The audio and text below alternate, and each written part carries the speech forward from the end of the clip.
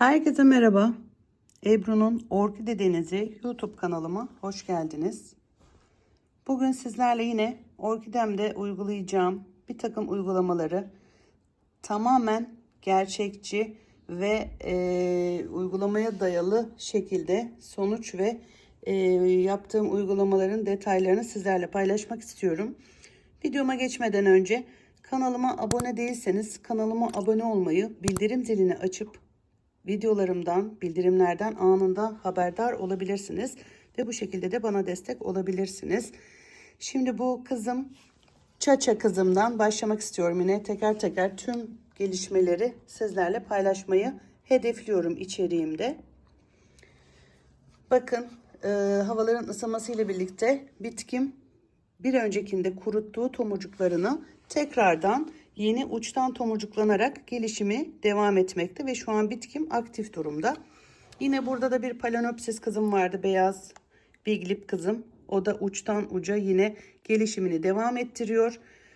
Bir önceki videomda özellikle bunu açıklamak istiyorum. Teknik bir sorun olduğu için videomun tamamı sizler tarafından izlenemedi, yayınlanamadı. Şimdi onu da yine ilerleyen dakikalarda göstereceğim. Gençleştirme işlemi yaptığım orkidemin son halini sizlerle paylaşmak istiyorum. Yaptığım uygulamayı zaten bir önceki videomda anlatmıştım. Bu kızım da yine gayet güçlü, sağlıklı bir Biglip kızım. Bakınız, şöyle göstermek istiyorum güçlü köklerini sizlere. Kendisi de devasa büyüklükte. Beyaz bir Biglip. Fakat yorgun olduğu için bitkim şu an sadece uçtan gelişme gösteriyor. Şimdi arkadaşlar, bitkilerin 3 esas dönemi vardır. Çiçeklenme dönemi, gelişme dönemi, bir de dinlenme dönemidir. Şu an bu bitkim benim gelişme döneminde, yani hem çiçekli hem bir taraftan da gelişimine devam ediyor. Yani bizlere son derece sağlıklı olduğunun mesajını yapraklarından ve köklerinden veriyor. Buradaki mini kızlarım kök vermeye devam ediyor. Burada çiçeklenmiş kızlarım uzun süre çiçekli kalabilmenin hedefini planlıyorlar. Uçtan uca gelişim devam ediyor. Bakın, bu kızlarda bahar aylarında saksı ve toprak değişimlerimizi çok geç kalmadan yapmalıyız. Ben hemen uygulama işlemine geçmek istiyorum. Bakınız, yine uçtan uca gelişen bir güzellik daha. Bronz budak kızım.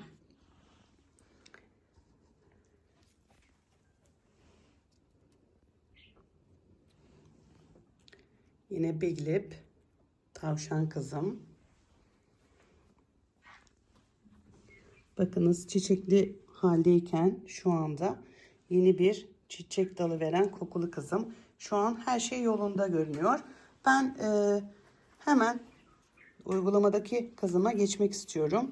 Bu kızım da yine devam ediyor. Şimdi canım sayfa dostlarım, sevgili orkide sever arkadaşlarım, sizlere bir önceki videomda yarım kalan, gösteremediğim, gençleştirme yaptığım bitkimi göstermek istiyorum. Bakın, bu bitkimin üstte kalan bölümü.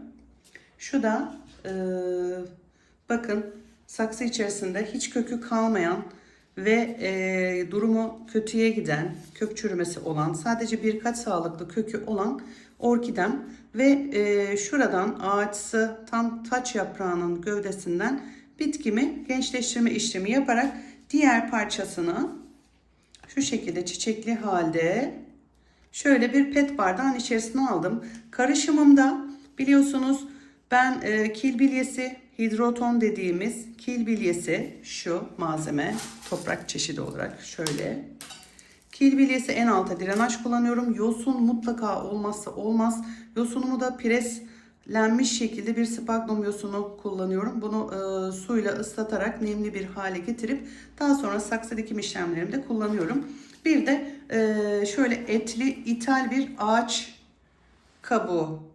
Benim toprak karışımım bu şekilde arkadaşlar. Bahar aylarında bitkilerin doğal olarak gelişim gösterdiği ve büyüdüğü aylardır. O yüzden bu işlemi yapmak için bu dönemi seçtim. Dikim işlemlerimizi bu aylarda yapmaya özen gösterirsek çok iyi sonuç alırız. Az ve kısa köklü kekilerimiz var. Benim şöyle olduğu gibi, bakın bu kekimi de yine şöyle gövdeden, anneden ayırıp yeni bağımsız bir keyiki haline, orkide haline getireceğim. Bu da Biondoro isimli bitkim. Şu bitkilerimi şöyle şuraya yer açmak istiyorum ki net görmenizi istiyorum sizin. Bakın K2'sini ayırıp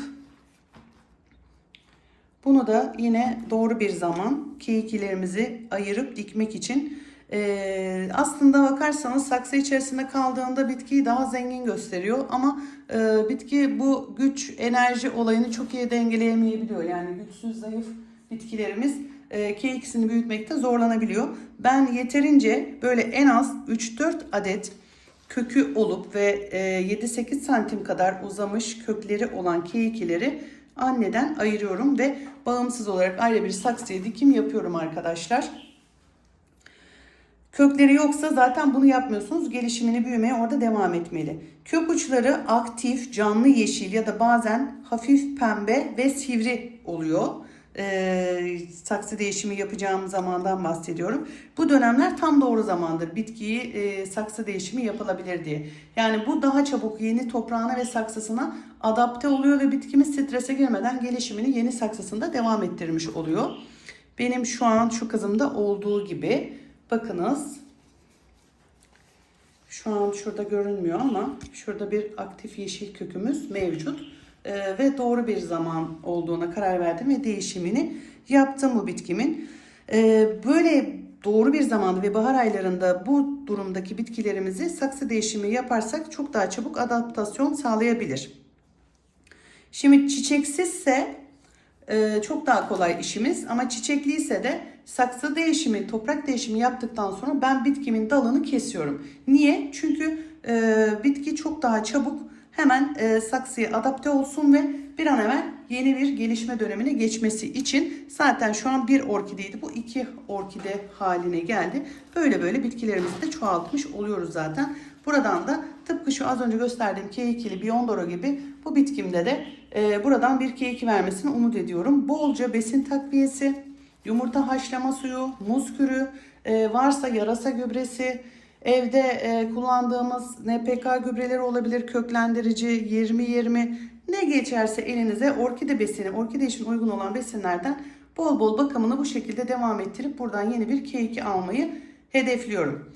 Bu da kızımın gençleştirme işlemi yaptığım bir önceki videoda yarım kalan ve sizlere gösteremediğim bitkilerim.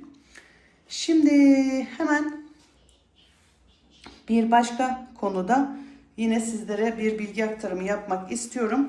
Kullandığım toprak malzemeleri kil bilyesi, yosun, spagnum yosunu ve şöyle bakın etli şekilde olacak ithal ağaç kabukları. Şu markette satılan orkide toprağı diye satılan cips tarzı ağaç kabukları bitkilerimize hiçbir fayda sağlamamaktadır.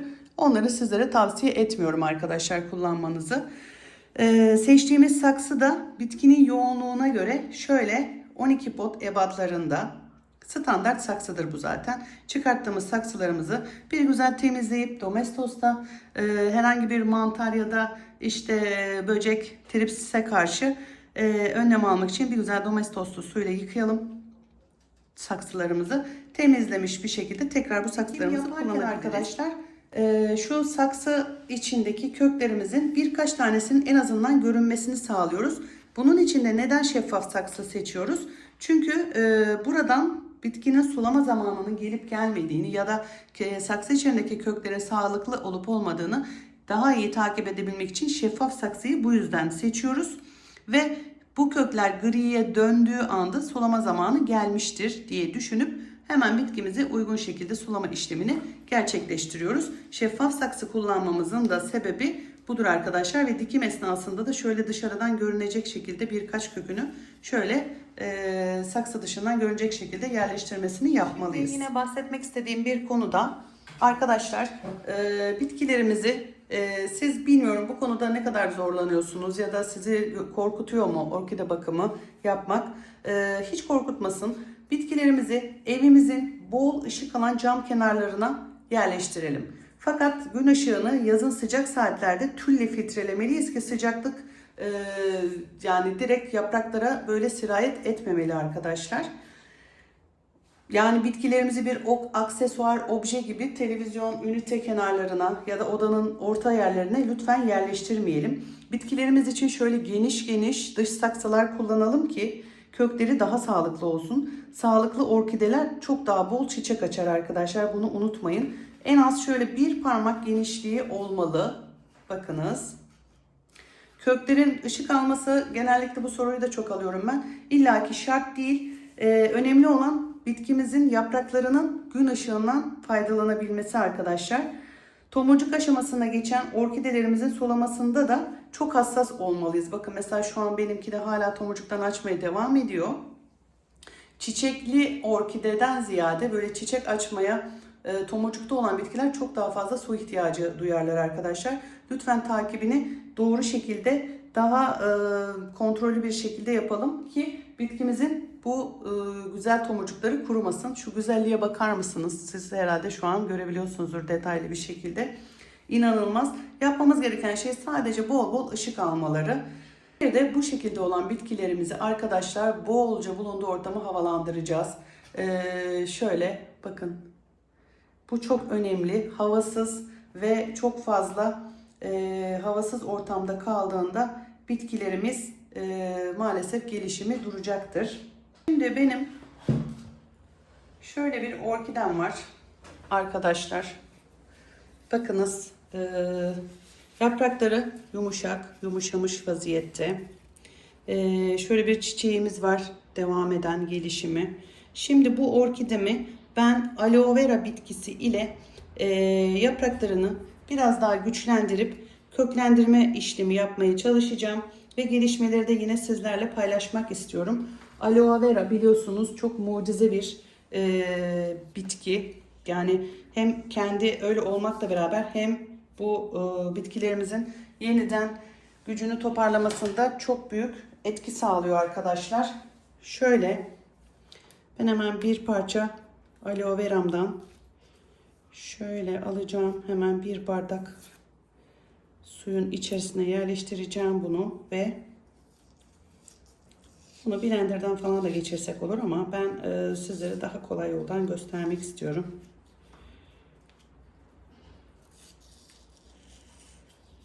Suyun içerisinde şu aloe vera'nın iç kısmındaki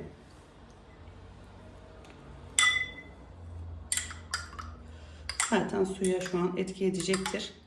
Ve bu su ile hem bitkimin yapraklarını sileceğim, temizleyeceğim. Hem de burada köklenmesini sağlayacağım. Bitkimin şöyle tamamen köklerinin olmaması sebebi ile bakın şu an kuru ve buruşmuş vaziyette yapraklar. Şöyle siz de yaprak temizliğinizi şöyle aloe vera bitkisiyle yapabilirsiniz. Son derece mucize bir bitki arkadaşlar. Çabucak güçlenmesini sağlayacaktır. Ama ben bu bitkimi şimdi yapraktan da su kültürü yapabilirim.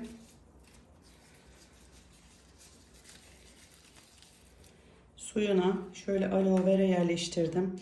Önce bir kökü şöyle size incelemek istiyorum. Bakın şurada bir mantar vardı. Mantarı durdurmuş vaziyetteyiz. Şimdi ben şu kökü çıkartıp bakın buradan onun yeni kökler vermesine yer açıyorum.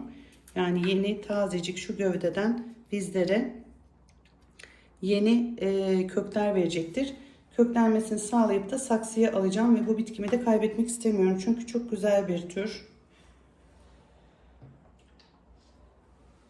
Şöyle su seviyesini şu şekilde ayarladım. Bakın gövdeye asla su değmeyecek. Şöyle hatta pamuklu bir ip yardımı ile elimde şu an gördüğünüz şöyle köklerime bunu sarıyorum. Çünkü suya çok fazla maruz bırakırsam maalesef bitkimi kaybedebilirim arkadaşlar. Şu su Bakın. İpten aldığı su ile bitkim burada köklenmeye çalışacak. Ben şu su seviyesini biraz daha azaltmak istiyorum. Ve besinli su takviyesi yaparak bitkimi şöyle suda köklendireceğim. Bu benim yıllardır önerdiğim bir yöntem arkadaşlar. Bu şekilde pamuklu bir ipi bitkimizin şöyle gövdesine sararak, pamuklu olması şart tabii ki, su sayesinde suyun içerisindeki o suyu emerek o bölgeyi nemli tutup yeni kökler vermesine yardımcı olacak. 3 gün suda, 4 gün susuz şekilde, yani şu suyu boşaltacağız ve 4 günde susuz aynı kabın içerisinde bitkimiz bu şekilde su kültürü yaparak yeni köklerini vermesini sağlayacağız arkadaşlar. Bu da benim yıllardır önerdiğim ve çok fazlaca sonuç aldığım bir yöntemdir. 3 gün suda, 4 gün susuz.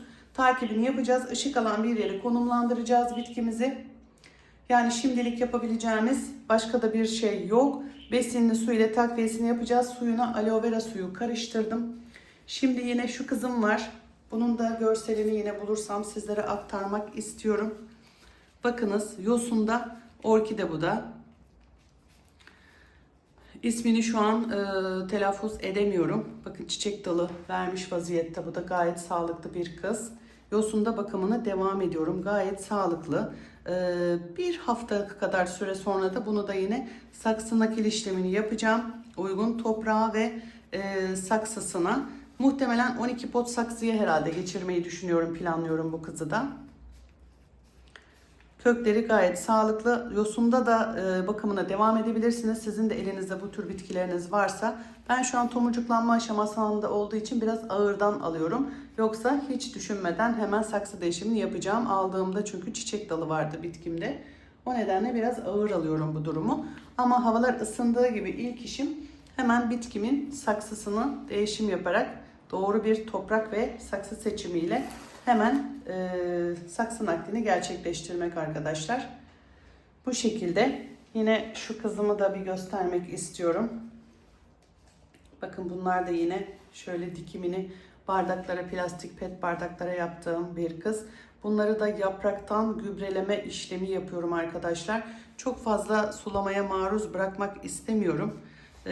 Çünkü biliyorsunuz orkide bitkisinin suya ihtiyacı yok, neme ihtiyacı var. Orkide bitkisi susuzluktan asla ve asla ölmez. Orkide bitkisi fazla sulanmaktan ölür arkadaşlar. Yani evinize ya da iş yerinizde olan bitkilerinizi, hediye gelen orkide bitkilerinizi, özellikle şu aranjman şekilde süslenen bitkilerinizin önce o süslerden, şu çakıl taşlarından arındırıp sonra da aydınlık bir yere koyarak sadece kökleri grileştiğinde sulama yaparak çok fazla suya maruz bırakmayarak bitkilerinizi yaşatabilirsiniz. Çok da keyif verici bir durum bence. Siz ne düşünüyorsunuz bu konuda? Orkide bakımını zor buluyor musunuz? Yani sizi zorlayan bir durum mu? Bu konuda görüşlerinizi merak ediyorum ayrıca. Yorum kısmından bana bunu yazabilirsiniz. Sorularınız varsa da benimle paylaşabilirsiniz. Bakın yine bardakta şu an ne tür açacağını bilmediğim tomurcuklanan bir Asyalı fidem. Bakın toprağı şu an nemli. Şıpır şıpır suyun içerisinde değil. Yani bitkiyi suda yüzdürürcesine sulama yapmıyoruz arkadaşlar. Yani ben bitkilerimi sulama yaparken asla gün saymıyorum. Siz de öyle yapın lütfen. Sadece kök takibini yaparak dıştan şu şeffaf saksılarımızdan, şu gördüğümüz kök renginden bitkilerimizin sulama vaktinin gelip gelmediğini, suya ihtiyacı olup olmadığını buradan anlayabiliriz. Bakın bu haldeki bir bitki. Şöyle de bir yine aklınızda bir soru oluşabilir. Saksı içerisinde şu terleme dediğimiz olay arkadaşlar kötü bir durum değildir. Bitki doğal ortamını yaratıyor ve nem sağlamıştır. Toprağımızın su geçirgenliği olduğu için sulama sonrası saksı içerisinde bu tarz terlemeler oluşabilir. Bu sizi endişelendirmesin. Bu iyi bir şeydir bitkimiz için. Ama çok rahatsız edecek boyutta, yani tüm saksıyı sarmışsa birkaç tane şöyle bir drenaj hava deliği açabilirsiniz. Oradaki fazla nemi, bakın şöyle benim yaptığım gibi, fazla buhar dışarı çıkması için şöyle tornavidayı ocağınızın üzerinde ısıtarak şöyle delikler açıp oradan hava oluşturabilirsiniz. Bunu da takibini, yani her şey takipli arkadaşlar. Yani zor diyerek işin içerisinden kaçmayalım. Orkide gerçekten çok keyif verici bir çiçek bana göre. Tüm bitkiler güzel fakat orkide bitkisi benim için çok daha keyif verici. Şu süreci beklemek bile benim için, bana çok iyi geliyor. Yani ben çok seviyorum bu süreç. O sabırla o gelişimlerini, yaprak çıkarışını, işte tomurcuklanmasını, bu tomurcukların açmasını beklemek, bu süreç bana çok iyi geliyor. Çok iyi bir enerji veriyor. Bu nedenle ben yani 6-7 yıldır orkide bitkisiyle bağımlı bir şekilde yaşıyorum. Siz de dediğim gibi bitkilerinizin sulama vakti geldiğini buradan anlayabilirsiniz. Biraz daha havaların ısınmasıyla ben şu bitkimi de K2'sini ayıracağım. 4-5 adet daha K2'si olan bitkim var. Onları da bakın şöyle, bu gövdede oluşan bir K2, bir de dalda oluşan K2'ler var. Dalda olanları ayırmak ve yeni bir saksıya aktarmak çok daha kolay. Ama bunları ben genelde böyle anne ile birlikte büyütmek hoşuma gidiyor. Fakat benim bu bitkimde biraz güç kaybı olduğu için yavruyu ayırmak iyi olacak diye düşünüyorum ben. Yine köklendirdiğim, bir önceki videolarımda gösterdiğim bir bitkimi sizlerle paylaşmak istiyorum. Bakın, bu bir saksıda 2 adet ayrı orkide var ve bunlar Hindistan cevizi torfunda köklendirme işlemi yapıyorum. Bakın, 2 yeni yaprağı görüyorsunuzdur. Bu Hindistan cevizi mucizesidir. Sadece doğru yöntemi, doğru teknikle bitkilerimizi yeniden köklendirebiliriz. Bakın, şu an ben yerinden oynatmak istemiyorum ama saksı içinde şu an çok sağlam ve sağlıklı. Bu da aynı şekil. Tuttuğunu zaten şöyle kıpırdatarak anlıyorum. Şu an çıkartmak istemiyorum. Zaten yaprakların sertliğinden de anlaşılabilir. Yine bunun gibi bir tane daha Hindistan cevizi torfunda bir bitkim var. Hemen onu da göstermek Hindistan istiyorum. Cevizi torfunda ölümden dönen, mantarı yenen, son derece sağlıklı köklerle yazı karşılayan bir kız var burada. Bakınız yaprakları. Zaten bir önceki saksı içerisinde yaprak sorunu yaşıyordu. Bakın, yapraktaki şu zedelenmeler bile toprak değiştiği anda hemen düzelme oldu. Bakıyorsunuz, kurudu, görüyorsunuz. Bakınız, bu kökler Hindistan cevizi torfunda oluştu arkadaşlar. Kesinlikle köksüz ve ölmek üzere olan orkidelerinizi bir önceki videolarımda göreceksiniz. Kesinlikle sonuç alabileceğiniz bir yöntemdir. Bu toprağı ben Trendyol'de herhangi bir mağazadan alabilirsiniz. Hindistan cevizi torfu olacak bu. Nescafe granülü şeklinde. Bir de Hindistan cevizi lifi var. Onunla lütfen karıştırılmasın. Bu şekilde siz de köksüz bitkilerinizde bunu uygulayabilirsiniz. Şöyle de burada da bir kızım var.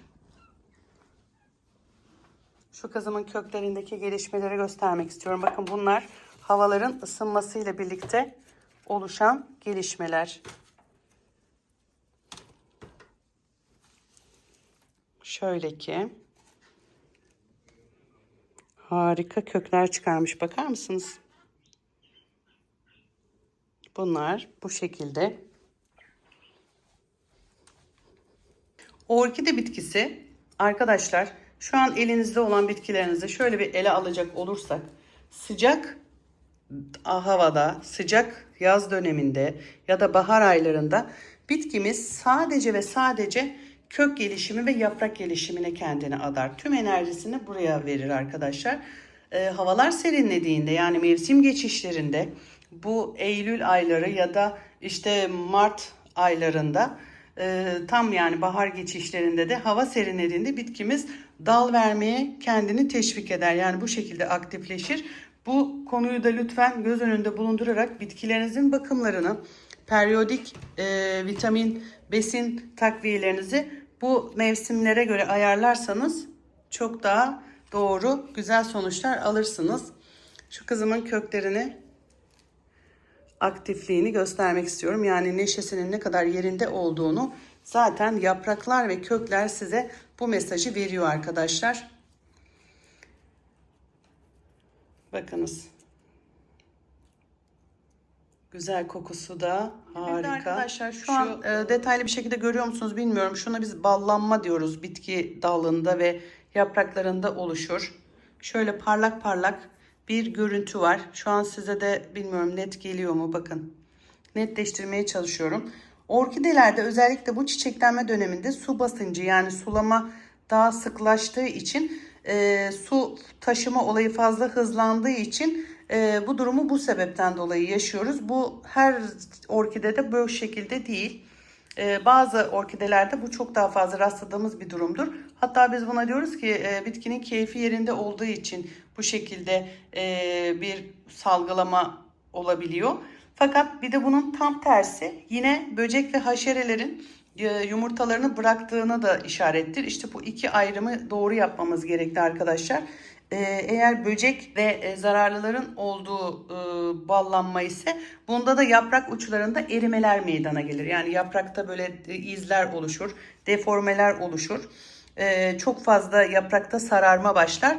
Bu kötü olan ballanma şeklidir. Ama şu an benim bitkimde olan, yani sadece sulama fazla olduğu için, yani bitkimin keyfi yerinde olduğu için şu an şu ballanma şeklini görüyoruz. Bu da sizi endişelendirmesin. Bu soruya da yine cevap vermiş oldum. Bu arada bu bitkimin ismi Liolin Orange ve kokulu bir tür. İnanılmaz güzel kokusu var. Kesinlikle edinmenizi tavsiye ederim arkadaşlar. Şu bitkimi göstermek istiyorum. Bakın. Son derece bedbah ve bakıma ihtiyacı olan Rombley isimli Phalaenopsis bir kız. Bunu ben çiçekçiden aldım. Daha doğrusu bakabilir misiniz dedi. Ben de o kadar çok çiçeğime rağmen bakabileceğimi söyledim.